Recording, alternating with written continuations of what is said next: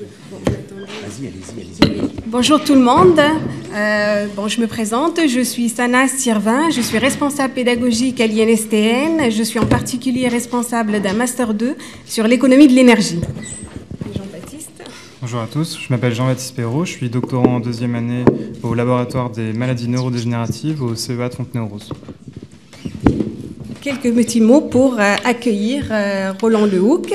Donc, nous avons le plaisir d'accueillir Roland Lehoucq, astrophysicien à l'Institut de recherche sur les lois fondamentales de l'univers au CEA.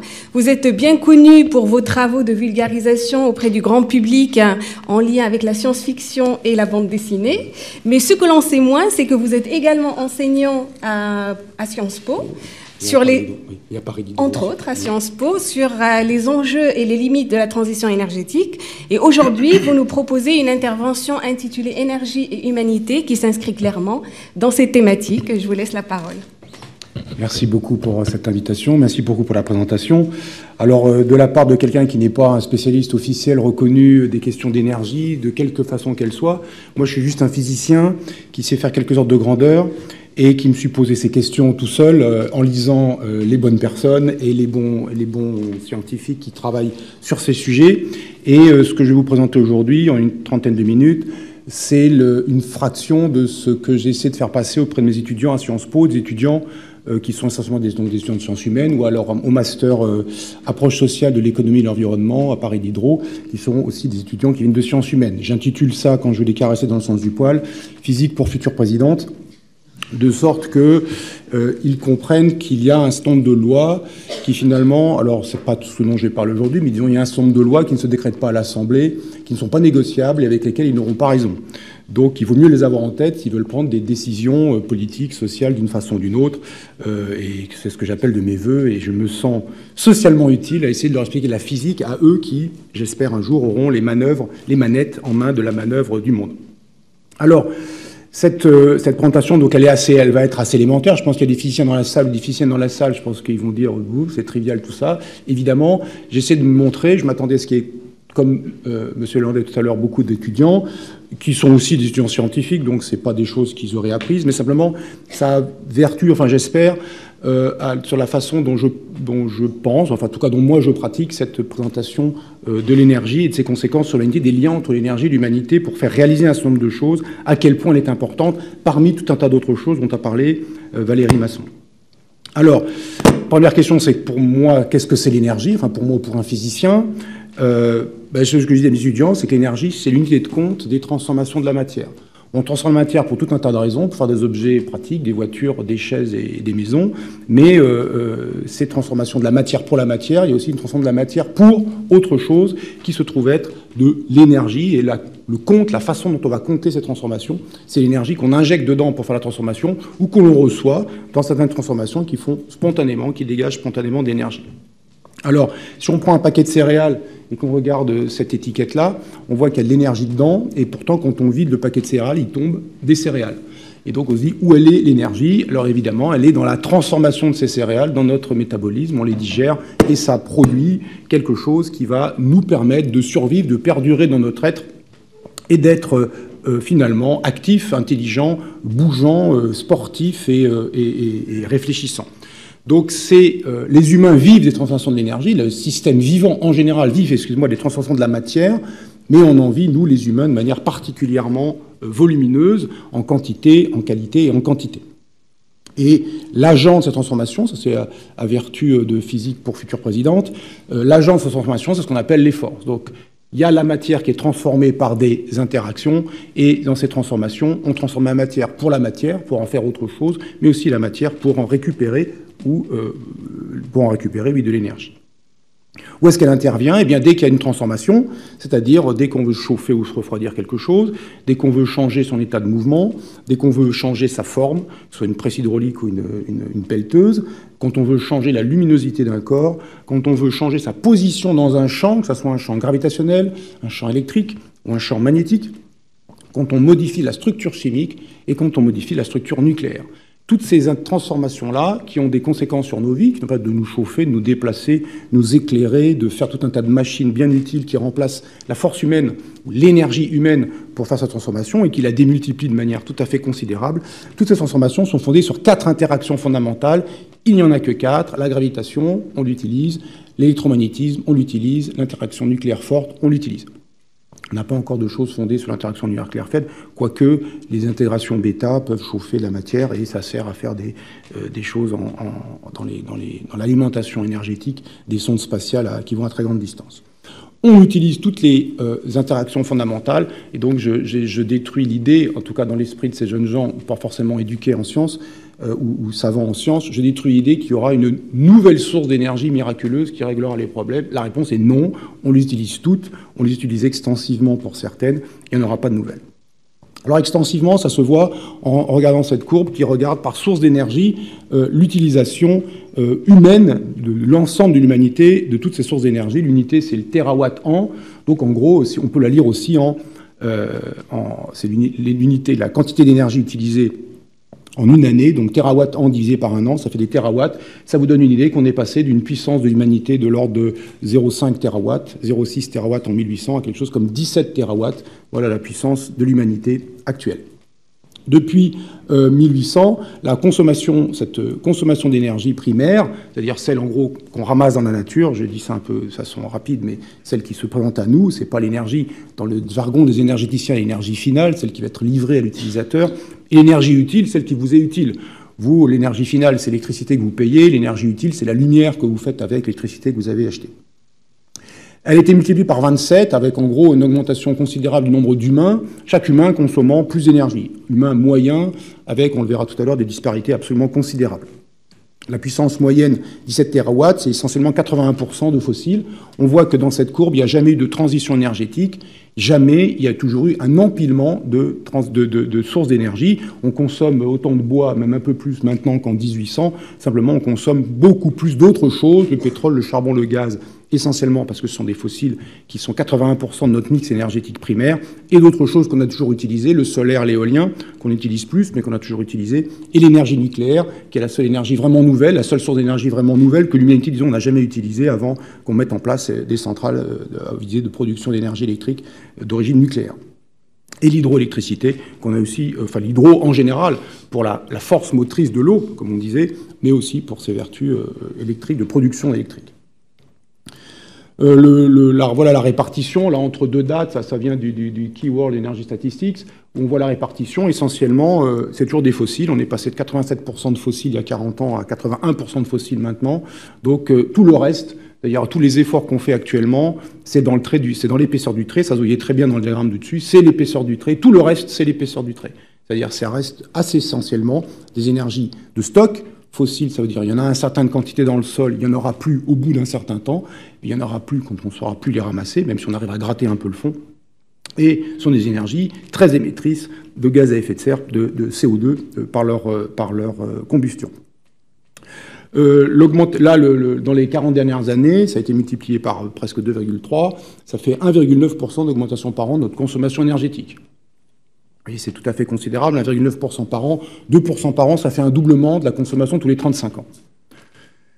4 milliards d'humains, 1,5 tonnes équivalent pétrole par humain. La tonne équivalent pétrole, en dépit de son nom, c'est pas une unité de masse, c'est une unité d'énergie. C'est l'énergie dégagée par la combustion d'une tonne de pétrole. C'est à peu près 42 milliards de joules en unité internationale. Et ça a légèrement augmenté, le nombre d'humains a augmenté, et le nombre de la consommation par humain a aussi augmenté, ce qui rend compte de ce qui se passe depuis ces 45 dernières années. Et on peut se demander, si on prend juste ça et qu'on se dit froidement, je fais une poursuite de la tendance, ça aurait tendance à multiplier cette consommation d'énergie par un facteur 1,8% par an, 1,9% par an jusqu'en 2050. Ça fait une multiplication par presque 2 de notre consommation d'énergie, qui est essentiellement fossile. Et donc, la question, à l'aune du CO2, se pose. Autre chose qui se fait réaliser, et qu'il faut, à mon avis, réaliser, c'est pourquoi est-ce que l'humanité modifie globalement son écosystème, la Terre, en fait, globalement. Eh bien, simplement parce que l'humanité est une, entre guillemets, force tellurique. Les énergies mises en place par l'humanité, la quantité d'énergie dont dispose l'humanité, se compare et même bat assez largement un certain nombre de forces de la nature, entre guillemets. J'ai mis des choses particulièrement désagréables, puisqu'il s'agit de bombes nucléaires, mais qui sont de façon concentrée les objets techniques qui concentrent le plus d'énergie dans le plus petit volume. J'ai mis aussi la consommation mondiale, la consommation annuelle des USA et la consommation annuelle d'énergie mondiale. Et vous voyez que ça se compare. La consommation mondiale d'énergie est une fraction qui est de l'ordre de la moitié du flux géothermique mondial, de la quantité de chaleur qui remonte des entrailles de la Terre sur l'ensemble du globe. La puissance du flux géothermique, c'est à peu près 41 terawatts. On est, nous, à 17 terawatts de puissance. Alors la différence qu'il faut comprendre, c'est ça que c'est important à mettre dans l'esprit de jeunes gens non aguerris en sciences, c'est que l'énergie, c'est donc l'unité de compte des transformations, beaucoup d'énergie, beaucoup de transformations, mais le rythme de ces transformations va dépendre du rythme auquel vous allez utiliser cette énergie, donc du débit d'énergie. Ce débit d'énergie s'appelle la puissance et elle s'exprime en watts. Et donc la différence entre un séisme, quand on regarde par exemple la consommation des USA annuelle, c'est beaucoup plus que le séisme du Chili, le fameux séisme de magnitude 9,6 au Chili qui a eu des conséquences catastrophiques, c'est beaucoup plus. Alors pourquoi est-ce que ça ne fait pas beaucoup de dégâts visiblement? Enfin, ça fait des dégâts, les USA et le monde entier font des dégâts sur la planète, mais pas au sens visible, instantané. Eh bien c'est l'échelle de temps qui est beaucoup plus courte dans le cas d'un séisme, beaucoup d'énergie en une petite échelle de temps, beaucoup d'énergie sur un temps court, ça fait une grande puissance. Donc un séisme a une puissance bien plus considérable que l'humanité ou que les USA, pris comme entité tellurique. Donc ce qui fait la différence, c'est aussi la puissance. Donc deux choses sont importantes, à la fois l'énergie dont vous disposez et le débit auquel vous avez accès à cette énergie, donc la puissance dont vous disposez. Alors, une petite constatation, simplement, en traçant froidement, j'ai indiqué à chaque fois les sources, hein, si vous êtes amusé à tracer ça, toutes les données sont disponibles numériquement, sous forme de fichiers de tableur, donc on peut les tracer, regarder. Alors verticalement, on a représenté l'indice de développement humain, qui est une sorte de moyenne d'indice entre l'espérance de vie à la naissance, la durée moyenne de scolarisation et le niveau de vie, et horizontalement, l'énergie disponible par habitant pour tout un tas de pays qui sont représentés avec les catégories d'indice de développement humain dits faibles, moyens, élevés, très élevés. En bleu, c'est les élevés, les oranges, c'est ceux où vraiment la vie n'est pas facile. Et on voit qu'il y a une assez forte corrélation entre quand j'ai beaucoup d'énergie, ça va quand même mieux pour moi au sens de cet indice, si on accepte que cet indice représente quelque chose de pertinent sur les humains. On voit qu'il y a des écarts absolument considérables, hein, entre la République démocratique du Congo et le Qatar, il y a un facteur quasiment 100 dans l'énergie disponible par humain. Donc toutes les moyennes à l'échelle mondiale masquent le fait qu'il y a des disparités absolument considérables dans l'énergie disponible. On peut décider qu'il y a une zone à vue de nez, en reprenant jusqu'à l'IDH élevé vers... il y a une zone de nécessité, c'est-à-dire dans cette zone-là, si vous donnez un peu plus d'énergie aux gens, ça va tout de suite nettement mieux. Il y a une zone de confort où quand vous en donnez un peu plus, ça va mieux, mais c'est pas non plus hyper flagrant. Et puis il y a une zone qu'on pourrait appeler gaspillage, où vous en donnez plus, finalement vous en donnez plus, et puis ça ne passe pas grand-chose du point de vue du confort, quelle que soit la façon dont on note ce confort, par exemple, par cet indice de développement humain. Alors je rappelle que la tonne équivalent pétrole par an, qui est l'unité du bas, par an et par humain, une tonne équivalent pétrole par an, donc c'est une quantité d'énergie divisée par une durée, c'est donc une puissance, ça correspond à 1,3 kW. Donc une tonne d'équivalent pétrole par an, c'est 1,3 kW, c'est 2 chevaux, c'est 15 humains sur un vélo. Autrement dit, la moyenne de l'OCDE, c'est donc 60 humains sur un vélo en permanence pour chaque humain de l'OCDE, ou 8 chevaux en permanence, voilà, qui bossent pour vous. Sauf que là, ce sont des chevaux mécaniques plutôt que des humains physiques. Mais il fut un temps où, effectivement, les patriciens romains de l'Antiquité se les roulaient tranquillement avec typiquement de 60 à 100 esclaves, humains, physiques, qui bossaient pour eux. Et on peut comprendre, si on oublie la médecine, que leur vie était assez tranquille. Deux conséquences, une sur l'agriculture, on voit 3 images qui vous montrent comment ça se passe à l'agriculture il y a longtemps, il y a moyennement longtemps et récemment. On passe de beaucoup d'humains pour ramasser un peu de blé, donc chaque humain ramasse du blé ou des céréales ou de la nourriture pour quelques autres humains.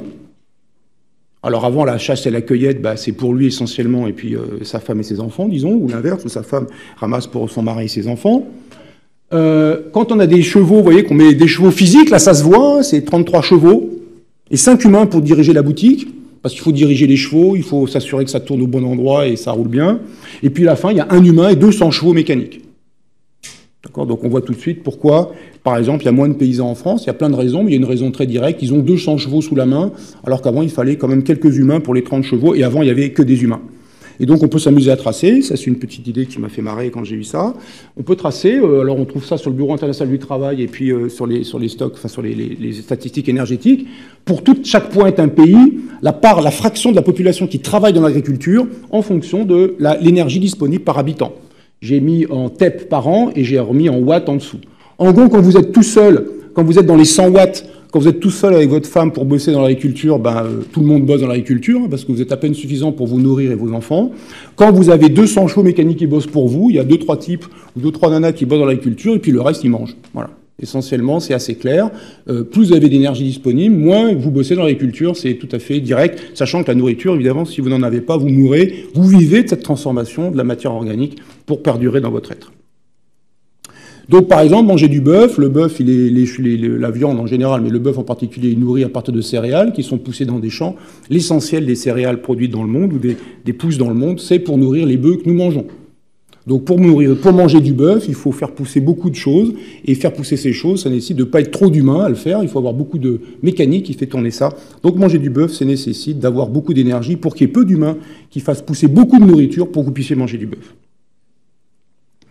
Transport, alors là c'est une image moderne, mais c'est l'idée qu'il fut un temps on se baladait à pied et du coup on naissait, on se mariait et on enfantait et on mourait en gros à l'endroit où on était né. Et maintenant on peut faire ça dans plein d'endroits, et d'ailleurs pas que les humains, les virus aussi. Et donc du coup, voilà l'évolution, ça c'est un diagramme assez intéressant que je sors d'un rapport un peu ancien maintenant de 91, mais qui montre en France l'évolution de la distance parcourue par différents modes de transport en fonction de l'année. Il y a longtemps, on passait 3 km à pied et puis un peu de cheval de temps en temps. Maintenant, on regarde la courbe rouge, et la voiture, 30 km en voiture, un peu de train, un peu d'avion. Ça, c'est la distance parcourue en moyenne par jour et par personne. Il y a des disparités, évidemment, même au sein de la France, considérables, par jour et par personne en France. On a 2 dates un peu marrantes. 1930, 50% des distances sont parcourues encore à pied en 1930. 1952, on parcourt autant de distances à pied qu'en voiture. Et on voit que la distance parcourue à pied, évidemment, s'est effondrée. Et donc ça, on peut attribuer ça très directement à la capacité de se déplacer grâce à des machines qui vous font aller plus loin et plus vite, mais surtout plus loin. Et donc, vous voyez que, par exemple, dans les temps de transport en commun, depuis 60 ans, il faut toujours 1h30 pour aller à son travail. Simplement, avant, il fallait 1h30 en gros à pied. Maintenant, il faut 1h30 en voiture.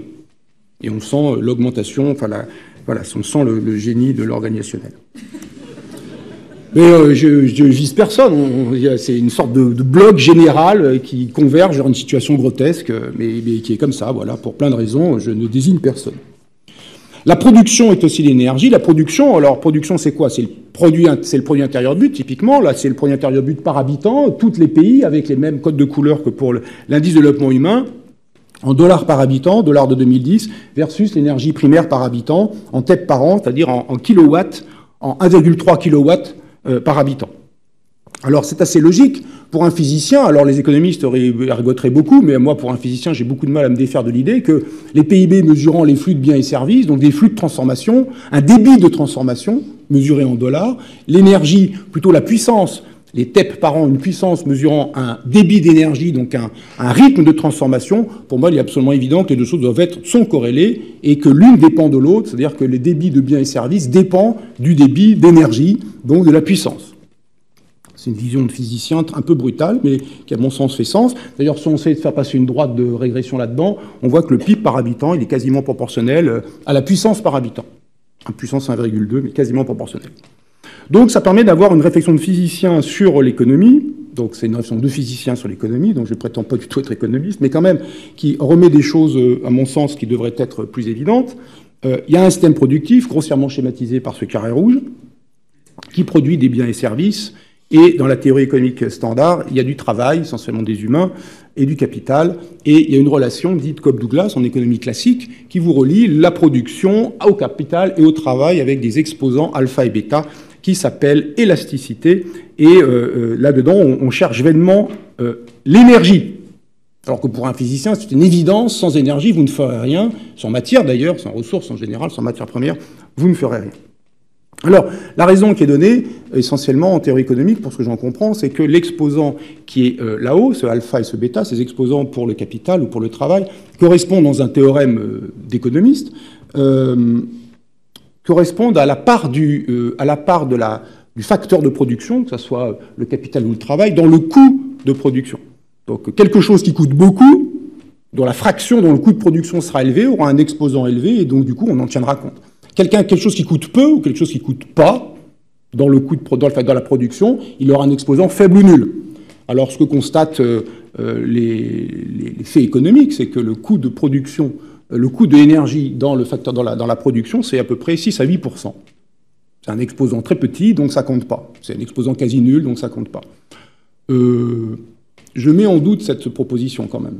On peut, par exemple, regarder dans votre facture générale, globale de vie, le coût de l'eau en général. L'eau pour boire, l'eau pour vous laver, l'eau. Je pense qu'elle ne doit pas dépasser 6 ou 8% de votre facture globale, probablement moins que ça. Je pense que si on supprime froidement ce facteur, parce qu'il ne compte pas, si on n'en tient pas compte, je pense que votre vie, votre survie même, va être gravement mise en danger. Donc c'est pas parce que quelque chose ne compte pas économiquement qu'il ne compte pas physiquement. Énergie et ressources sont juste fondamentaux. C'est les acteurs de la transformation du monde, quoi qu'on veuille produire, biens et services inclus, des services d'aide à la personne, il faut transporter les gens, il faut produire des médicaments, il faut transporter de la nourriture, etc. Même pour des services, il y a des transformations qui sont importantes.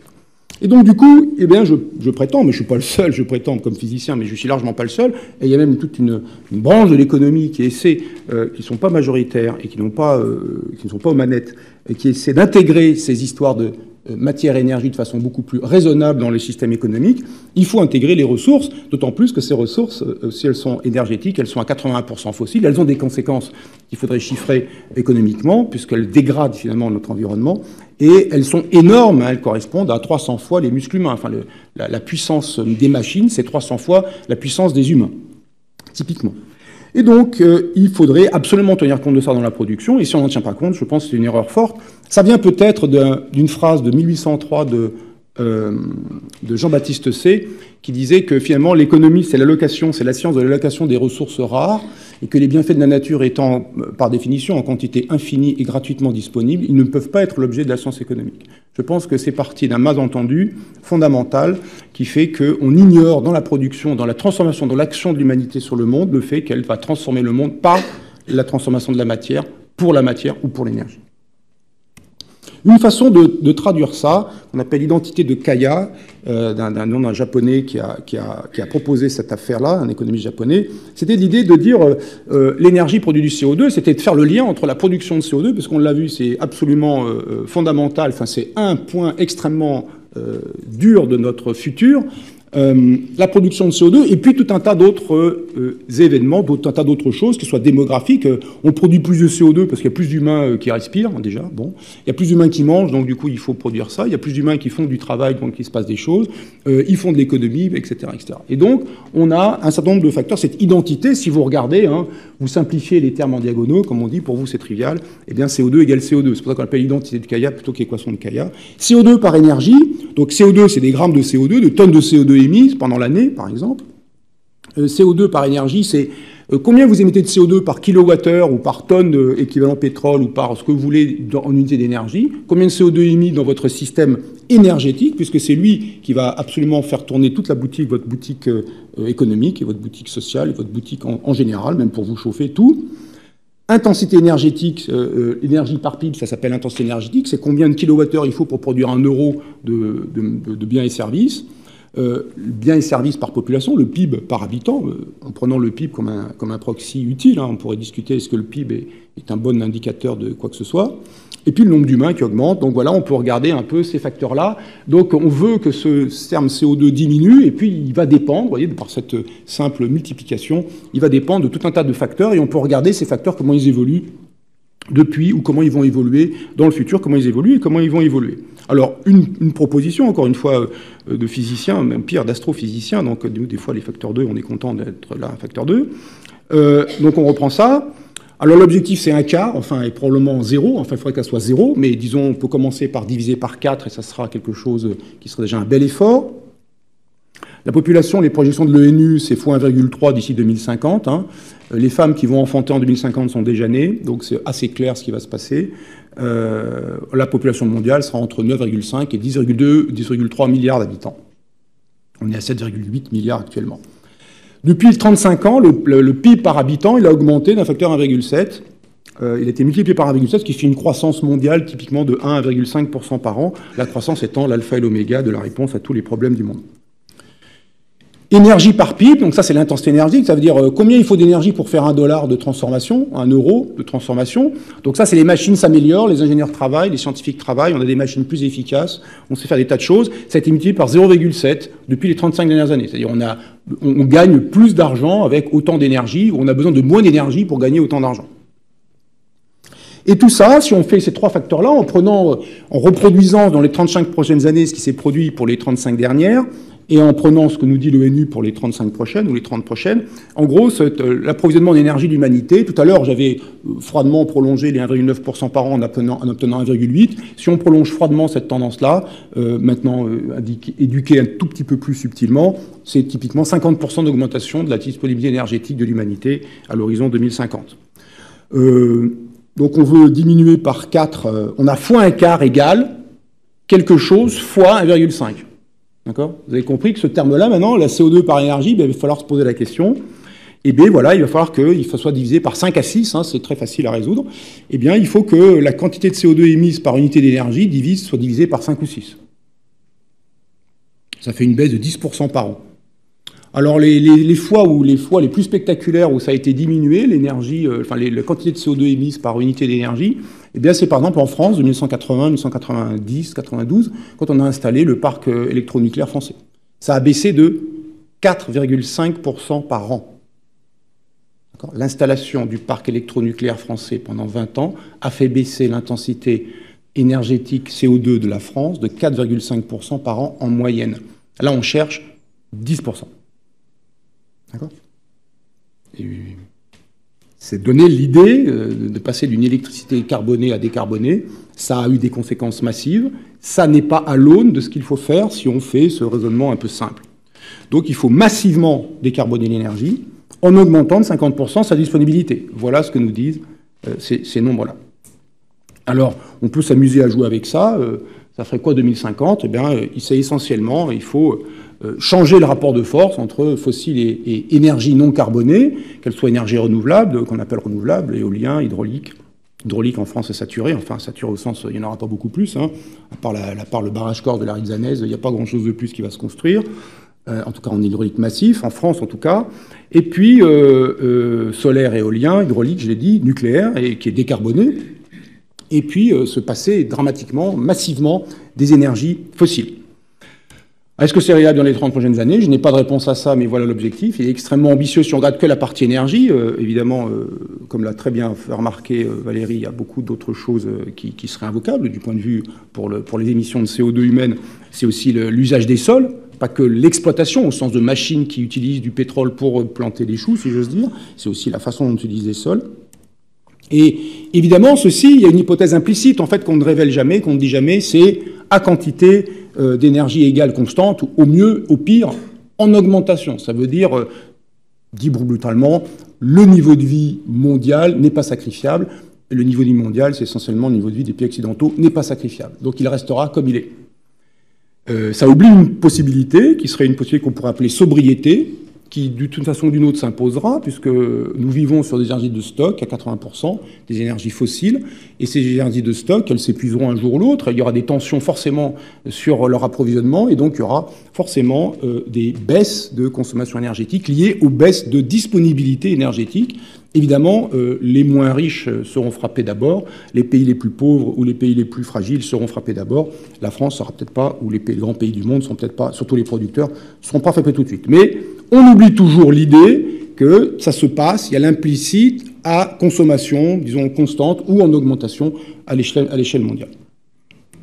Donc cette transition, la question qui se pose, et c'est là où j'abonde tout à fait dans le sens de Valérie, et pas que, d'autres personnes qui prétendent ça, c'est que cette transition énergétique qui se fera parce qu'on passera de « il y a du pétrole » à « il n'y a plus de pétrole », donc ça sera pour le coup une authentique transition que nous n'avons jamais vue dans le passé, puisque ça n'est qu'une superposition de sources d'énergie qui se sont imposées, qui sont additionnées aux précédentes. Est-ce que cette transition sera pilotée ou subie ? Est-ce qu'on choisira de tenir les manettes ou est-ce qu'on la subira ? Est-ce qu'elle sera démocratique ou autoritaire ? Est-ce qu'elle sera égalitaire ou inégalitaire ? Dans chacune de ces réponses, on peut craindre le pire à chaque fois. Et donc, il s'agit de s'emparer de la question. Et donc, cette transition énergétique, à mon sens, sera d'abord, ça c'est mon opinion personnelle, sera d'abord une transition sociale et politique qui permettra de piloter au moins mal cette transition énergétique avec, évidemment, des supports techniques et d'intelligence humaine pour gérer tout ça habilement. Conclusion avec ce petite remarque d'Albert Camus, de 1957, donc ça date un peu, mais je trouve que ça s'appliquait pas mal. Notre tâche consiste peut-être à empêcher que le monde se défasse avant peut-être de faire un nouveau monde. Merci à vous, qui sera de toute façon un nouveau monde. Merci à vous.